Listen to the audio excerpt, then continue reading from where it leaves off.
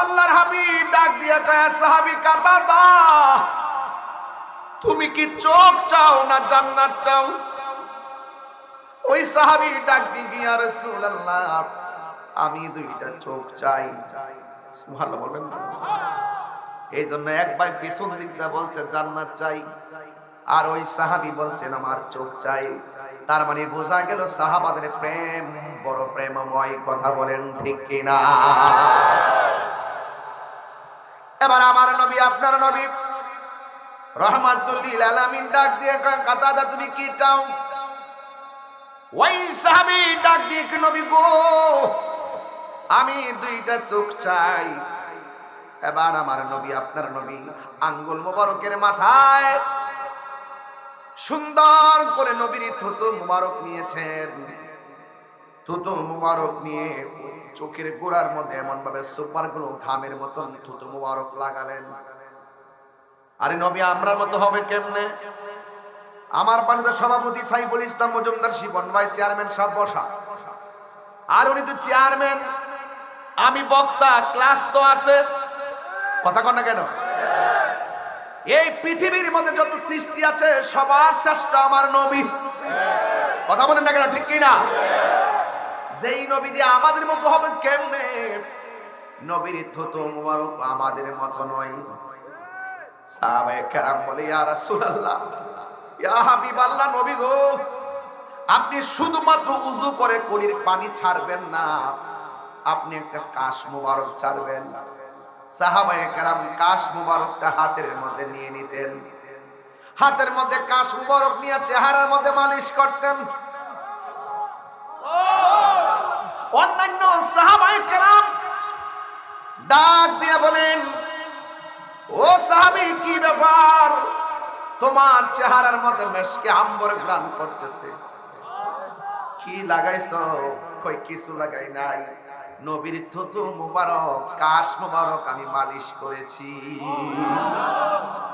আরেক মহিলা নবীরে যায় কই ইয়া রাসূলুল্লাহ, আমার একটা মেয়েটার বিয়ে হয় না, আমি গরিব বলে আমার মেয়েকে কেউ বিয়ের প্রস্তাব দেয় না। ইয়া রাসূলুল্লাহ, আমি আপনার কাছে এসেছি। আমার নবী বললেন আগামীকাল আপনি আসবেন। পরের দিন যখন আমার নবীর কাছে গিয়েছে, আমার নবীর কপাল মুবারক থেকে ঘাম মুবারক একটা শিশির ভিতরে ঢুকাইয়া দিছে। আমার নবীর শিশির ওই কপাল মুবারকের ঘাম মুবারক পসিনা মুবারক শিশির মধ্যে ঢুকাইয়া মহিলা রাস্তা দিয়ে রওনা দিছে। রাস্তার সব মানুষ ডাক দিয়া কয় মা, জীবনে রাস্তা দিয়া কত মানুষ যেতে দেখেছি, কিন্তু আজকে দেখতেছি তোমার মাঝে মেশকে আম্বর গ্রান করতেছে। প্রেমিকে প্রেমিকরে চিনে, প্রেমিকে প্রেমিকরে চিনে। আমার নবী আপনার নবী রাহমাতুল লিল আলামিন ডাক দিয়ে বলেন নাও নিয়ে যাও। আর মহিলা ডাক দিয়ে বলেন মেশকে আম্বরের গ্রান কোথায় থেকে আসতেছে জানোনি? আমার নবীর কাছে আমি বলছিলাম ইয়া রাসূলুল্লাহ, আমার মেয়ের বিয়ে হয় না, একটু দোয়া করে দেন। আমার নবী পসিনা মুবারক শিশির ভিতরে ঢুকাইয়া দিচ্ছে, এটার ভিতর থেকে গ্রান আসতেছে। আর যেই লোকটা জিজ্ঞাসা করছে ও মা, তোমার মাঝে কেন এমন গ্রান করে, ওই লোকটা হাকিকতে আমার নবীর পাগল ছিল।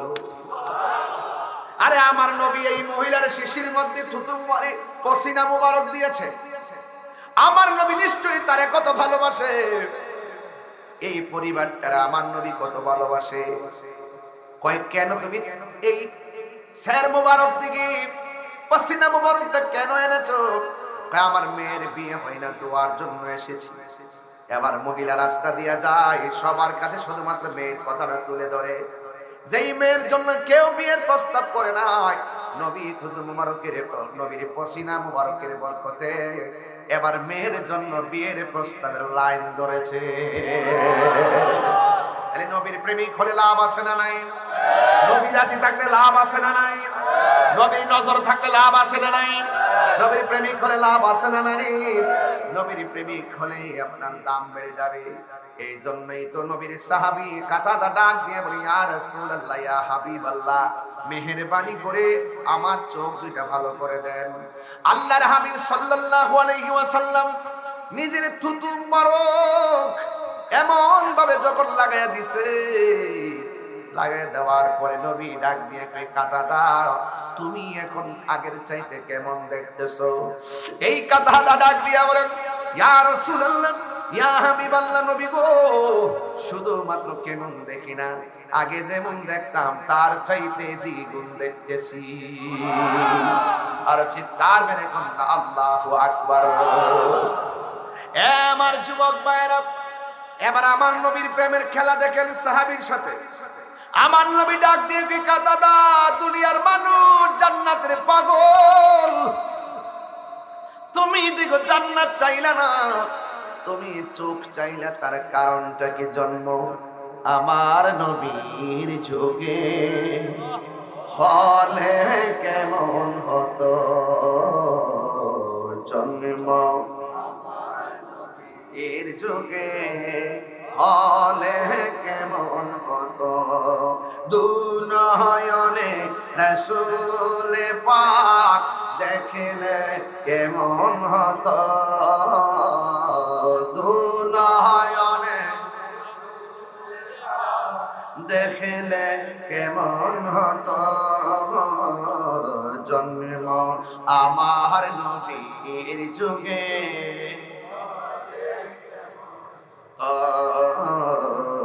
জন্ম আমার নবীর যুগে হলে কেমন হতো, আসত ভেসে হযরতে বেলালের মধুর আযান, সেই আযানে একটু বলে রাখি, আমাকে আজকে বিষয় দিয়েছেন স্টেজে ওঠার পরে শানে রিসালাত, আমাকে বিষয় দিয়েছেন শানে রিসালাত, এই জন্য শুরুতে আমার নবী শান নিয়ে আলোচনা শুরু করেছি।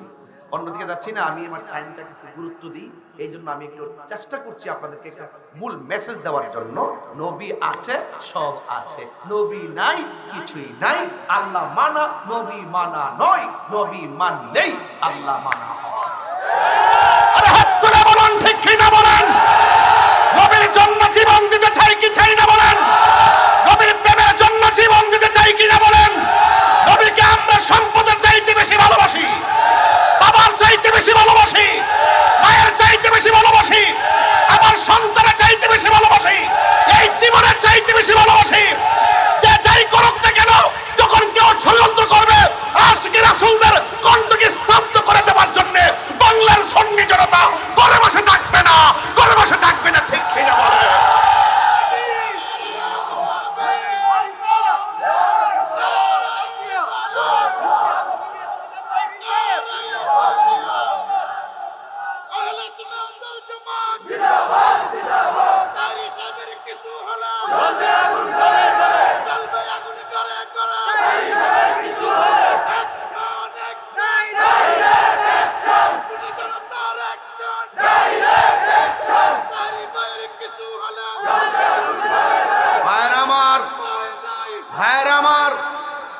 এই দুনিয়ার সম্পদ তুচ্ছ, ব্যাংক ব্যালেন্স তুচ্ছ, নবীর মহব্বত আমাদের কাছে সবার শ্রেষ্ঠ। আমরা স্বার্থের জন্য ইসলাম ব্যবহার করি না, আমরা স্বার্থের জন্য ঈমান বিক্রি করি না। কোটি টাকা দিলেও ঈমান বিক্রি করব না। এই জন্যই কণ্ঠকে স্তব্ধ করে দেওয়ার জন্য শুধু আমি নই, আজ থেকে প্রায় 11-12 বছর পূর্বে ঘরের ভিতরে ঢুকে আমার ভাই আল্লামা শহীদ নুরুল ইসলাম ফারুকীকে হাত পা বেঁধে গলা কেটে হত্যা করেছিল। কথা বলেন ঠিক কিনা? এই বিচার কি আমরা পেয়েছি? এই বিচার কি পেয়েছি? শুধু পারে সুন্নিদের বিরুদ্ধে অ্যাকশন নিতে, প্রকাশ্য গরু চুরি করে আনে বিচার নাই, আগুন ধরাইতে বিচার নাই। এই যে কোটা আন্দোলনে অসংখ্য পোলাপান মৃত্যুবরণ করেছে, বিচার নাই। পুলিশকে মেরে গাছের মধ্যে ঝুলায়া ওই যে ফ্লাইওভারের মধ্যে ঝুলায় রাখা হয়েছে, কোনো বিচার নাই। ওয়াজ মাহফিলে এসে তাহিরি হুজুরের ওয়াজকে বন্ধ করে দেওয়ার জন্য কত ধরনের আইন কানুন কেবাকার ঘটনা ঘটায় এই ট্যাগ তাহির সাহেবের উপরে দেয়। এটা দুর্বিসন্ধি মনে হয়। আজকে দেখেন কি অবস্থা রাষ্ট্রের। টঙ্গীর ইজতেমাকে কেন্দ্র করে উভয় গ্রুপের মধ্যে সংঘর্ষ লেগে অসংখ্য মানুষ, তারা 3 জন নিহত হয়েছে। এটা আমাদের দেশের জন্য দুর্ভাগ্য। এই ধর্মের জায়গাগুলোকে নিরাপত্তা দেওয়া যাচ্ছে না। এইরকম বাংলাদেশ তো আমরা আশা করি নাই। কথা বলেন ঠিক কিনা? প্রত্যেকটা প্রাণের দাম আছে। কথা বলেন ঠিক কিনা? কেবাকারা ডিল দিছে, প্রশাসন বাদী হয়ে আমার বিরুদ্ধে মামলা করছে। আমি হইলাম প্রশাসনের মানুষ।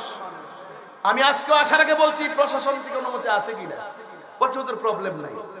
আমি তো চান্দিনা প্রশাসনকে ধন্যবাদ দিতেই পারি। এরা শান্তিপ্রিয় ভাবে, সুশৃঙ্খল ভাবে ধর্মের কথা বলার সুযোগ দিচ্ছে। সবাই যে খারাপ এমন তো না। কিছু কিছু জায়গায় আছে প্রশাসন জিম্মি। কথা কোন ঠিক কিনা? এই জন্য আপনাদেরকে বলবো, অনুরোধ করে বলবো, কেবাকারা ডিল মারছে না মারছে, কয় তাহিরি বক্তার মাথা ফাটিয়ে দিছে। আরে আশ্চর্য, কি আশ্চর্য! হ্যাঁ, কেবাকারা গাড়ি ভাঙছে না ভাঙছে, তাহিরি হুজুরের বিরুদ্ধে মামলা দিয়ে দিছে। এটা সহজ আছে। আর এত বড় ঘটনা, এতগুলো ঘটনা, হত্যাকাণ্ড হচ্ছে, এই সমস্ত বিষয় যদি তদারকি না করা হয়, এই দেশটা তো সবার। আর আমাকে ট্যাগ দিবেন না, আমাকে ট্যাগ দিবেন না। আমি কোন দলের দালালি করি না, আমি মদিনাওয়ালার প্রেমের দালালি করি। কথা বলেন ঠিক কিনা? এই ধর্মের এই জায়গাগুলো সবার আগে নিরাপত্তা জোরদার করতে হবে। আপনার সাথে আমার মতাদর্শের ভিন্নতা থাকতে পারে, আপনি আপনারটা করুন, আমি আমারটা করব। আজকে দেখেন তো নিজেরা নিজেরা যারা মারছে, যারা মরছে, উভয় কিন্তু ইসলাম প্রিয় মানুষ। কথা কোন ঠিক কিনা? হোক না তাদের সাথে আমার আকীদার দ্বন্দ্ব, এটা তো আশা করা যায় না। লক্ষ লক্ষ লোক সেখানে আসে, যে কোনো ধর্মেরই হোক, যে কোনো মতাদর্শের হোক, প্রত্যেকটা প্রাণের দাম আছে। কথা কোন ঠিক কিনা? প্রত্যেকটা প্রাণের দাম আছে কিনা বলেন? প্রশাসন শুধুমাত্র সুন্নি জামাত কি দেখে, আর কাউরে দেখেন। আল্লাহর ওয়াস্তে বলবো, এই দেশে, এই দেশটা সবার। ধর্মের বিভাজন বন্ধ করতে হবে। রাষ্ট্র নিয়ে কোনো দেশি বিদেশি ষড়যন্ত্র হলে সেটাও বন্ধ করতে হবে। তার বিনিময়ে সকলকে ঐক্যবদ্ধ থাকতে হবে। কথা বলেন ঠিক কিনা? এগুলা কি আমার উস্কানি বক্তব্য? এটা উস্কানি বক্তব্য? প্রশাসন আমাদের লোক, এটা বলা কি দুশ্মনী? আমি প্রশাসন বান্ধব মানুষ, এটা বলা কি দুশ্মনী? এই জন্য অন্যায় যে করবে তাকে ধরেন। আমার 250 জন সুন্নিদেরকে শুনতেছেন, তাহলে আমার বিরুদ্ধে এটার সাথে 250 জন শুধু সুন্নিদেরকে ঢুকাইছে। তাহলে উদ্দেশ্য কি? উদ্দেশ্য খারাপ। সুন্নিদেরকে স্তব্ধ করে দিতে চায়। কথা বলেন ঠিক কিনা? এই জন্য আমার নিরীহ অনেকগুলো মানুষ, আমাদের আল্লামা কাজী গোলাম সামদানি সহ, আবুল খায়ের সাহেব সহ অনেকগুলো মানুষকে অযথা ধরে নিয়ে গেছে, মামলার আগেই ধরে নিয়ে গেছে। আমার সুন্নিদেরকে বাড়িতে ঘুমাইতে দিচ্ছে না। এই জিনিসগুলো আশা করি প্রশাসন অত্যন্ত দৃঢ়তার সাথে আমাদেরকে অব্যাহতি দিবেন এবং এই সমস্ত মামলা, মিথ্যা এবং ষড়যন্ত্রমূলক মামলা থেকে আমাদেরকে অব্যাহতি দিবেন। পাশাপাশি যে ঘটনা ঘটেছে তদন্ত সাপেক্ষে তাকে শাস্তি দেন। একটা প্রশাসনে আঘাত পাক, এটা আমি মর্মাহত হয়েছি। আমি ওসি মহোদয়ের কাছে মর্মাহত হয়েছি। আমি সার্কেল এসপি মহোদয় কসবা, ওনার কাছেও আমি মেসেজ পাঠিয়ে মর্মাহত প্রকাশ করেছি যে একটা ছেলে কর্তৃক প্রশাসনের মাথা ফাটবে, এটা হতে পারে না। তদন্ত করে তাকে আইনের হাতে আনা যেতে পারে, কিন্তু লাগাতার যদি সকলকে ডিস্টার্ব করা হয় তাহলে আইন তো সর্বোচ্চ একটা জায়গা, ঠিক না? এখন প্রশাসন যদি মামলা করে, এই মামলাটা হতে হবে সত্য। পাবলিক যদি করে, 2 গ্রুপের চক্র হয়েছে, মামলার এজাহারে ডান বাম লিখবে, স্বর্ণ না নিলে লিখবে স্বর্ণ নিছে, এরপরে গরু চুরি না করলে লিখবে গরু নিছে। এটা আমাদের বাংলাদেশের ট্রেডিশন। একজন অপরাধ করবে, 200-250 জনকে ঢুকাই দিবে, এটা একটা ট্রেডিশন হয়ে গেছে। কিন্তু প্রশাসন যদি এই কাজটা করে, তাহলে এটা সাধারণ জনগণ আর কোথায় যাবে? উনি কি বলেছেন যে বিজয়নগরের ঘটনায় বলছেন যে তাহিরি সাঙ্গপাঙ্গরা গাড়ি ভাঙছে। আমার কি যারা নবীর প্রেমিক, এরা কি সাঙ্গপাঙ্গ হইতে পারে? এখন প্রশাসনের লোক যদি ধর্মীয় একজন আলোচকের ক্ষেত্রে যদি এই কথাগুলো যদি সুন্দর করে না বলে, তাহলে এই জিনিসটা কি হয় না। এই জন্য আমি বলবো, এবং এটাও বলছেন যে প্রশাসনের 8-9 জন লোকদেরকে কি করছেন, আঘাত করছে। আমি বিজয়নগর ওসি সাহেবকে বললাম, আমার দাড়ি খুব সুন্দর দেখলাম, অনেক বড় বড় দাড়ি, অনেক বড় বড় দাড়ি। আমি প্রথম কিন্তু ওনারে খুব বিশ্বাস করছি, এই শোনেন, এদিকে শোনেন, শেষ আর হয় না। এই যে কি বলছি, দাঁড়িয়ে আছে, উনি বলছে যে 8-9 জন নাকি একবার আহত হইছে। আমি বলছি, আমি এখনো বলি ওসি সাহেব, আপনারা আমাদের কাস্তার জায়গা, আপনারা মিথ্যা বলে এজাহার করলে এটা এই দেশের সম্প্রীতি বিনষ্ট হবে। আপনি যে বলে 8 জন যে আহত হইছে, আপনি একটা লোক দেখাইতে পারেন যে একটা আসর খাইছে, নিয়ে আসেন আমার সামনে। হ্যাঁ বলেন যে কোরআন শরীফের মধ্যে হাত রেখে বলতে কোন যে একটা আসর ওই দিন মাহফিলে কেউ দিছে কিনা। তো কেন আপনি এই মিথ্যা কথা বললেন? কেন এইভাবে ট্যাগ লাগিয়ে কথা বলতেছেন? এগুলা বলবেন না। তো আমি যে কথাটা বলতেছিলাম কোনটা, রাসূল বলছেন যে হে সাহাবা, তুমি কি জান্নাত চাও নাকি চোখ চাও? তাহলে আমাদের স্পৃহাটাও তো এমনই হতে হবে, যা বলবো হৃদয় থেকে বলবো, কোনো মিথ্যা বলা যাবে না। আল্লাহর হাবিব বলেন, এ সাহাবী, তুমি চোখ চাই। আমার মুরব্বী বাবারা, ও আমার চান্দিনার বাবা, আমার ল্যাংড়া মুড়ির বন্ধুরা, আমার নবীর নবীর সাহাবায়ে কেরামের মতো ভালোবাসা লাগবে। আমার নবী যুদ্ধের ময়দানে এক সাহাবীর হাতে অস্ত্র দিয়া বলছিল, সাহাবী, যুদ্ধের ময়দানে তুমি যাইবা, তোমার পরে পতাকাটা এমুকের হাতে নিবে, এমুকের পরে এমুকের হাতে নিবে। আমার নবী হলো গায়েবের খবর দেনওয়ালা। আমার নবী, আপনার নবী যেইভাবে সিরিয়ালটা মেনটেন করে দিয়েছেন, ঠিক এভাবে সাহাবায়ে কেরাম যুদ্ধের ময়দানে শহীদ হয়ে গেছে। আপনারা জবান খুলে বলেন, এই চান্দিনার জমিনে মদিনা ওয়ালা মদিনা শরীফ থেকে আশিকদেরকে দেখার ক্ষমতা আছে না নাই? আর জবান খুলে কোন আছে না নাই? এই জন্য আমার যুবক ভাইয়েরা, আমার মুরব্বী ভবানীরা, আমার নবীর প্রেমিক বন্ধুরা, নবীর প্রেমিকেরা, শুনেন শুনেন, আমার নবী যেই সাহাবাগণকে পাঠাইছেন 1 2 3 সিরিয়াল করে, দেখা গেল যাকে এক প্রথম বলছেন তিনি আগে শহীদ হয়েছেন। এরপর আরেকটা সাহাবী যার নাম হলো হযরতে জাফর, ওই জাফর হাতের মধ্যে তলোয়ারটা নিল, তলোয়ারটা নিয়ে সুন্দর করে যুদ্ধ শুরু করলো। একটা বিয়াদব এসে জাফরের হাতের মধ্যে কোপ মারছে, জাফরের ডান হাতটা অর্ধেকটা কেটে চলে গেছে, আর ডান বাম হাতের ভিতরে ওই তলোয়ারটা হাতের মধ্যে নিয়েছে, আর বাম হাতের তলোয়ার দিয়ে এমন ভাবে যুদ্ধ শুরু করে দিলেন। কিন্তু যুদ্ধ করার সময় ডান হাতটা জ্বলতেছে, জাফরের যুদ্ধ করতে অসুবিধা হইতেছে। এরপরে কেমন প্রেমিক দেখেন, কেমন নবীকে ভালোবাসে, কেমন ইসলামকে ভালোবাসে। এবার হাতটা পায়ের নিচে ফালাইয়া যখন টান দিয়া জাফরের সিরা ফালাইছে, যেই মাত্র টান দিয়ে সিরে ফেলে দিয়েছে, ওই মুহূর্তে আমার নবী, আপনার নবীর সাহাবী ডান হাতটাকে টান দিয়ে ছিঁড়ে ফেলেছে। শুধুমাত্র তাই নয়, এবার বাম হাতের মধ্যে পতাকাটা নিয়েছেন, বাম হাতের মধ্যে পতাকাটা নিয়ে তিনি যুদ্ধ শুরু করলেন। যেই মাত্র যুদ্ধ শুরু করলেন, একটা বিয়াদব আইসা জাফরের বাম হাতের মধ্যে একটা খুব মারছে, সাথে সাথে বাম হাতটাকে কেটে দেহ থেকে আলাদা করে দিয়েছে। ডান হাত শেষ, বাম হাত শেষ। হঠাৎ করে তলোয়ারটা মাটিতে পড়ে গেছে। জাফর কেমন ইসলামকে ভালোবাসেন, উনার দাঁত দিয়া কামড় দিয়া তলোয়ারটা নিয়ে মাটি থেকে উপরে দাঁড়ায় গেছে।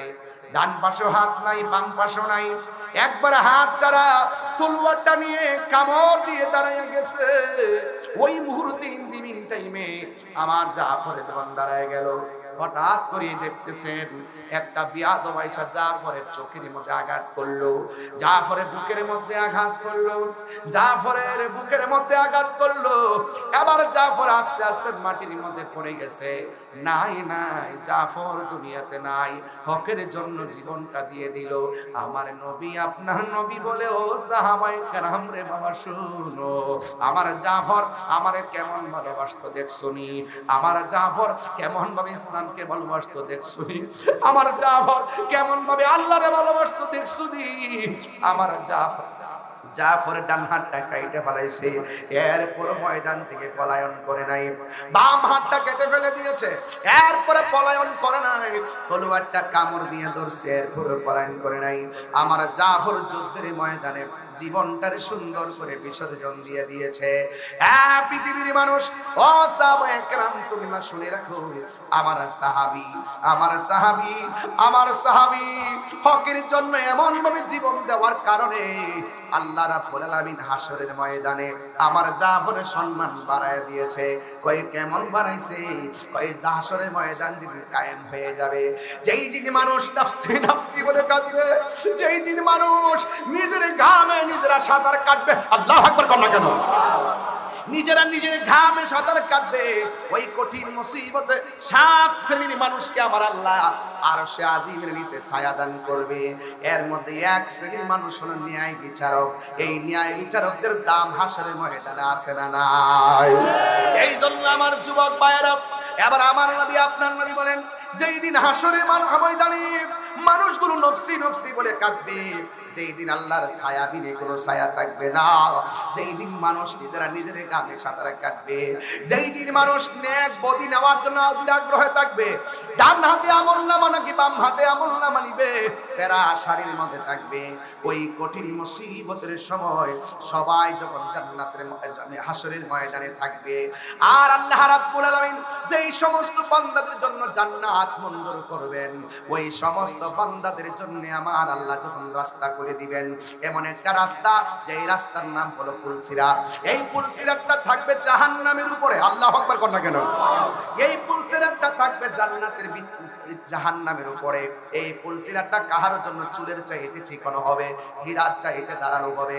এই পুলসিরাতটা কেউ আকাশের বিস্তীর মতো পার হয়ে যাবে, এই পুলসিরাতটা কেউ আবার ঘোড়ার দূরের মতো পার হয়ে যাবে, আবার কেউ গরুর হাঁটার মতো পার হবে, কেউ আবার হেঁটে হেঁটে পার হয়ে যাবে। ও বন্ধুরে, ও চান্দিনার বাবা, আমার নবী আপনার নবী রাহমাতুল লিল আলামিনের হাবিব বলতেছেন, আল্লাহর হাবিব বলতেছেন, যখন মানুষ পুলসিরাত দিয়ে কেউ হেঁটে হেঁটে পার হবে, আমার আল্লাহ নবীর একটা উট দিবে। ওই উটের নাম হলো কাসওয়া। ওই কাসওয়ার গলার মধ্যে একটা রশি থাকবে, ওই রশিটা থাকবে হযরতে বেলালের হাতে। আর জোরে জোরে বলুন আল্লাহু আকবার। এবার যখন রাসূল যাবেন সামনে, জান্নাতের দরজায় গিয়ে ফাকার আল বাব, ফেরেশতা বলবে কে? রাসূল বলবেন আনা মুহাম্মদ রাসূলুল্লাহ সাল্লাল্লাহু আলাইহি ওয়াসাল্লাম। ও যুবকের দল, এবার যখন বলা হবে, সাথে সাথে জান্নাতের দরজাটা খুলে যাবে। এর মানে হলো ফেরেশতাকে আল্লাহ বলে রেখেছে, ও ফেরেশতারি, জান্নাতের ভিতরে আমার নবীর আগে কেউ জান্নাতে ঢুকতে পারবে না। আল্লাহর হাবিব বলেন, ওই জান্নাতের মধ্যে যাওয়ার সময় সবাই হেঁটে হেঁটে যাবে, কেউ দূরে যাবে, একটা মাত্র মানুষ সবার মাথার উপর দিয়া উড়ে উড়ে যাবে। সুবহানাল্লাহ কয় না রে? আর বড় করে বলেন না সুবহানাল্লাহ। একটা মাত্র মানুষ উড়ে উড়ে যাবে, তার ডান হাতের মধ্যে লাগানো হবে একটা পাখির ডানা, বাম হাতের জায়গায় লাগানো হবে একটা পাখির ডানা। এও আবার পাখির ডানা গাছের পাখির ডানার মতন, পাখির ডানার মতো নয়, ওই পাখির ডানাগুলো হবে নূরের ডানা। নূরের ডানা লাগাইয়া সবার মাথার উপর দিক দিয়ে উড়ে উড়ে জান্নাতে যাবে। আমার নবী বলেন, সাহাবীরে জানোনি এই সাহাবীটা কে? এই সাহাবীটা হলো ওই সাহাবী যারা ডান হাত কেটে দিয়েছিল, বাম হাত কেটে দিয়েছিল। এই জন্য হাদিস খুলে দেখবেন, ইতিহাসের কিতাব খুলে দেখবেন, জাফরের নামের পরে তৈয়ার একটা নাম আছে, তৈয়ার। তৈয়ার মানে তৈয়ারাতুন, তৈরুন মানে পাখি। ওই পাখির ডানার মতন ডানা লাগাইয়া দিবে। ও যুবকের দল, নবীর পক্ষে থেকে জীবন দিলে লাভ আছে না নাই? যখন জাফর শহীদ হয়ে গেল, আর একটা সাহাবী যাকে আমার আল্লাহর হাবিব বলেছেন সাইফুন মিন সুয়ুফিল্লাহ, যাকে আল্লাহর তরবারি সমূহের মধ্যে তরবারি বলা হয়, ওই সাহাবীর নাম হলো হযরতে খালিদ ইবনে ওয়ালিদ। খালিদ ইবনে ওয়ালিদের হাতের মধ্যে ওই তলোয়ারটা যখন ধরেছেন, এমন ভাবে কচুরি পানার মতন কাফেরদেরকে কাটতে শুরু করলেন। ডান দিক দিয়ে আসলেও পারে না, বাম দিক দিয়ে আসলেও পারে না, সামনের দিক দিয়ে আসলেও খালেদের সঙ্গে পারে না, পিছন দিক দিয়ে আসলেও পারে না। এমন ভাবে তিনি যুদ্ধ শুরু করে দিলেন। যুদ্ধ করতে করতে করতে করতে একেবারে সকলকে কুপকাত করে ফেললেন। হঠাৎ করে খালিদ ইবনে ওয়ালিদের মাথার হেলমেটটা মাটির মধ্যে পড়ে গেছে। ঘোড়া থেকে ফাল দিয়ে তিনি নেমে গেছেন, লাফ দিয়ে নেমে গেছেন। অন্যান্য সাহাবীরা দেখতেছেন তিনি ঘোড়া থেকে নামার কারণে কাফেররা ভিতরে ঢুকে গেছে। সাহাবায়ে কেরাম ডাক দিয়ে কয়, হ্যাঁ খালেদ, আমরা প্রায় 95% যুদ্ধ জিতে যাচ্ছি, আপনি এই মুহূর্তে পিছন দিক দিয়ে কেন দৌড় মারলেন? এখন তো আমাদের বিজয় কাফেররা ছিনাইয়া নিয়ে যাবে। এবার খালিদ ইবনে ওয়ালিদ বলেন, এ নবীর সাহাবীরা, তোমরা কি জানো না আমার মাথার হেলমেটটা পড়ে গেছে? ওই হেলমেট পড়ে গেলে আমাদের হেলমেটটা আপনি মাথার মধ্যে নিয়ে লাগান। ওই সাহাবী ডাক দিয়ে কয়, না না, ওই হেলমেটটাই লাগবে। ঘোড়া দৌড়ের কারণে বালু মাটি ধুলাই দূষিত হয়ে হেলমেট বালুর সঙ্গে মিশে গেছে। আর এই দিক দিয়া খালিদ বিন ওয়ালিদ ওই হেলমেটটা খুঁজতেছেন। সাহাবায়ে কেরাম কয়, আল্লাহর দোহাই দিয়ে বলি আপনি পিছন দিকটা যায়েন না, কাফেররা আমাদেরকে উল্টা আক্রমণ করতেছে। এবার বলে, যাই করুক না করুক আমার হেলমেট লাগবেই। আল্লাহু আকবার কর না কেন? এবার ওই খালিদ বিন ওয়ালিদ হেলমেটটা খুঁজতে খুঁজতে হঠাৎ করে মাথার হেলমেটটা পাইলেন। পাওয়ার পরে তিনি মাথার মধ্যে হেলমেটটা লাগাইয়া ফেললেন। ওই হেলমেটটা যখন লাগাইয়া ফেললো, ওই মুহূর্তে আমার নবীর সাহাবী আবার ঘোড়ার মধ্যে বসে গেছেন। এবার কাফেরদেরকে একের পর এক সবগুলোকে সাইজ করে ফেলাইছে। এমন ভাবে সাইজ করেছে, ফাতাহ আলাইহিম, আল্লাহ রাব্বুল আলামিন ওই সাহাবীর নেতৃত্বে ওই বিজয়ের পতাকা দান করে দিবেন। জোরে জোরে কি আল্লাহু আকবার বলা যাবে না? এখন অন্যান্য সাহাবীরা ডাক দিয়া বলে, এ খালিদ ইবনে ওয়ালিদ, যুদ্ধের ময়দান তো চলে গেছিল কাফেরদের অনুকূলে, আপনি কেন গো এমন ভাবে পিছন দিক দিয়ে চলছিলেন? ওই আমার মাথার হেলমেটটা পড়ে গিয়েছিল, এই হেলমেটটার জন্য আমি চলে গিয়েছিলাম। ওই হেলমেটটা কেন, ভাই আমাদের হেলমেট নিলেন না কেন? ওই সাহাবী ডাক দিয়ে কয়, হে নবীর সাহাবীরা, আমার গায়ের মধ্যে তেমন কোনো শক্তি নাই, আমার সব শক্তি হেলমেটের ভিতরে। জিজ্ঞাসা করলো, গায়ের জোরের সঙ্গে হেলমেটের সম্পর্ক কি গো নবীর সাহাবী? ওই সাহাবী ডাক দিয়া কয়, কেন আজকে লেংড়া মুড়ি মানুষ নবীরে ভালোবাসে? কেন চান্দিনের মানুষ নবীরে ভালোবাসে? কেন বড়ুরার সুন্নি জনতা নবীর জানের চাইতে বেশি ভালোবাসে? এর একটাই কারণ, কারণ নবীজি থাকলে জীবন দামি, নবী না থাকলে জীবন অচল হয়ে যায়। কথা কোন ঠিক কিনা? আর বড় করে বলেন ঠিক কিনা? আল্লাহর হাবিব সাল্লাল্লাহু তাআলা আলাইহি ওয়াসাল্লামের সাহাবী ডাক দিয়ে বলেন, আমার গায়ের জোর হেলমেটের ভিতরে, কারণ এই হেলমেটটার ভিতরে আছে আমার রাহমাতুল লিল আলামিনের মাথা মুবারকের চুল মুবারক। আর বড় করে বলেন আল্লাহু আকবার। এ আমার যুবক ভাইরা, আজকের মাহফিলে বাড়ি ঘরে অনেক মা বোনরা ওয়াজ শুনতেছেন। মা, যুদ্ধের ময়দানে এক মহিলা ডাক দিয়ে বলেন, ইয়া রাসূলুল্লাহ, আমার সন্তান আপনার সঙ্গে উহুদের জমিনে এসেছে। এবার নবীর ডাক দিয়ে, তোমার সন্তানকে দেখছনি? ইয়া রাসূলুল্লাহ, অসংখ্য মানুষ বলেছে এমুকের মেয়ে মারা গেছে, এমুকের ছেলে শহীদ হয়ে গেছে। আমি মা হইয়া সন্তানের জন্য আমি যুদ্ধের ময়দানে এসেছি। আপনারা জবান খুলে বলেন, যুদ্ধের ময়দানে সন্তানের প্রতি মায়ের দরদ, আর ঘরের ভিতরেও সন্তানের প্রতি মায়ের দরদ আছে না নাই? আর নাসির ভাইয়ের আম্মা আছে কিনা আমি জানি না। এই যে আমাদের প্রধান অতিথি ইতালি প্রবাসী আবু নাসির সাহেব, আম্মা আছে তো? ওনার আম্মা আছে, বাবা দুনিয়াতে নাই। আমি যেমন বাবা হারাইছি, নাসির ভাইও বাবা হারাইছেন, আল্লাহ যেন জান্নাতবাসী করেন। আর মা যার বেঁচে আছে, দেখেন ওই নাসির ভাই বিদেশের জমিনে আছে, সন্তানের জন্য মায়ের দরদ আছে না নাই? যুবক ভাইয়েরা আমার, সন্তানের জন্য মার দরদ আছে। আমার জন্য এত বড় ডিপ্রেশন মূলক অবস্থা চলতেছে, মা নামাজের মুসল্লার মধ্যে বসে আছে, পরিবার পরিজন বড় টেনশন করতেছে। এই জন্য যুবক ভাইয়েরা, মহিলাটা যুদ্ধের ময়দানে দৌড়াইয়া গেছে। যুদ্ধের ময়দানে যাওয়ার পরে, ইন দি মিন টাইমে যুদ্ধের ময়দানে যাওয়ার পরে বাবা, ওই মুহূর্তে মহিলা ডাক দিয়ে, ইয়া রাসূলুল্লাহ, অনেকেই তো শহীদ হয়ে গেছে, আর আমার নবী ডাক দিয়ে কয়, মা, শহীদ যারা হয়েছে তাদের বাড়িতে যাবেন, যায়া বলবেন তারা জান্নাতের মধ্যে খেলাধুলা করতেছে। আর একটা কথা বলবেন, যাদের আপনজন শহীদ হয়ে গেছে এই আপনজনদের জন্য তারা ওই হাসরের ময়দানে সুপারিশ করবে। জোরে কন্যা সুবহানাল্লাহ। আর মহিলা ডাক দিয়ে কয়, হ্যাঁ পৃথিবীর মানুষ, আমি যখন গেলাম যুদ্ধের ময়দানে, আমি যাওয়ার পরে আমি দেখলাম আমার সন্তানটা দয়াল নবী যে উটের উপরে উটের লাগাম ধরে ধরে টানতেছেন। জোরে জোরে কি আল্লাহু আকবার বলা যাবে না? এই জন্য আমার যুবক ভাইরা বিদায় বেলায় দুইটা কথা বলবো। একটা হলো মহব্বত, আর একটা হলো খেদমত।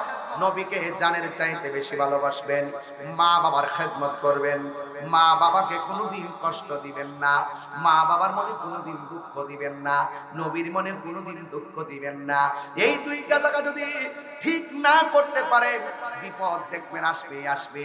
এই জন্য যুবক ভাই ধরে বলে দিয়ে যায়, আপনারা যারা মা হারাইছেন, বাবা হারাইছেন, তাদের জন্য একটু দোয়া করব, এবং যারা নবী পাকের পক্ষে আছেন সবাই ঐক্যবদ্ধ থাকবেন এবং নবীকে জানের চাইতে বেশি ভালোবাসবেন। আমরা সব ভুলে যাব, কিন্তু আমরা নবীকে ভুলতে পারবো না। কথা বলেন ঠিক কিনা?